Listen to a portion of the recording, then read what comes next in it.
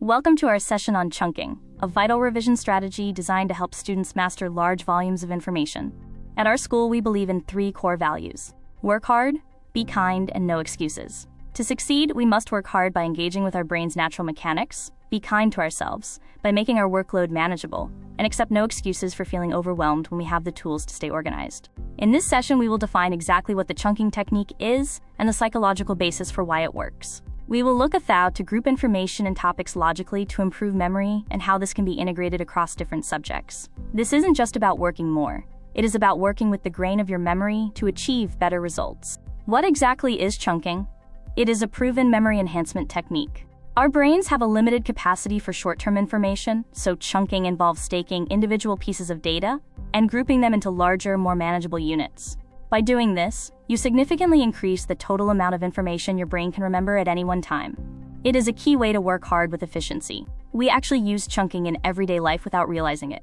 Consider a shopping list. You naturally group items by type, such as vegetables, meat, or dairy. This logic and these connections make the list much easier to recall. In revision, we use these same connections to maximize our recall of complex academic subjects. There are no excuses for a messy revision list when you can use logic to simplify it.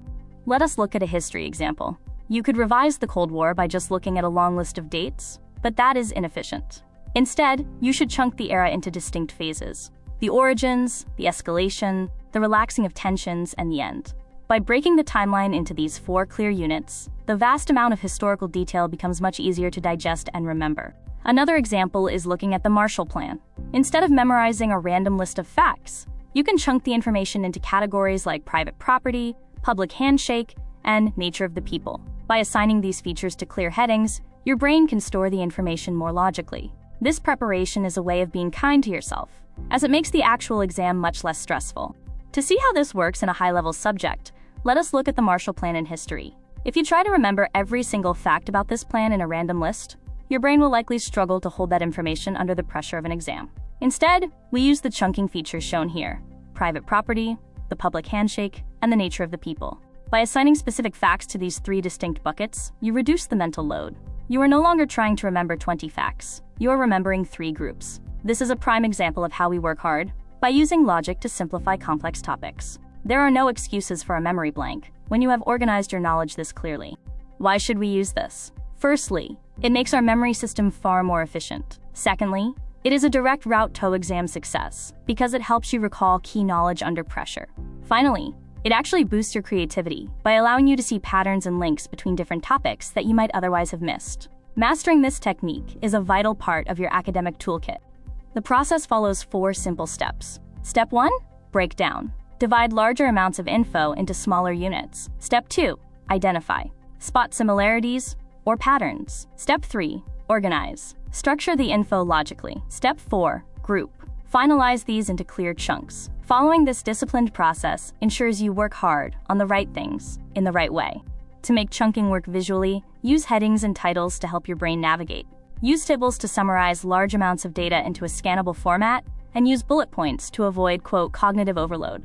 These are simple, effective ways to ensure your revision notes are actually useful. There are no excuses for having page after page of dense text when you can use these tools to clarify your thinking. Do not be afraid to use illustrations. Combining quick sketches with your text creates strong visual associations that can be easier to recall than words alone.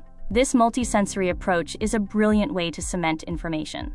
Be kind to your brain by giving it multiple ways to remember the same piece of information. To finish, I have a challenge for you. Step 1, choose one subject and one specific topic. Step 2, apply the chunking technique to that information today. Step 3, refer to your metacognition booklet for further guidance. This is the moment to put theory into practice. Don't just watch this session, act on it.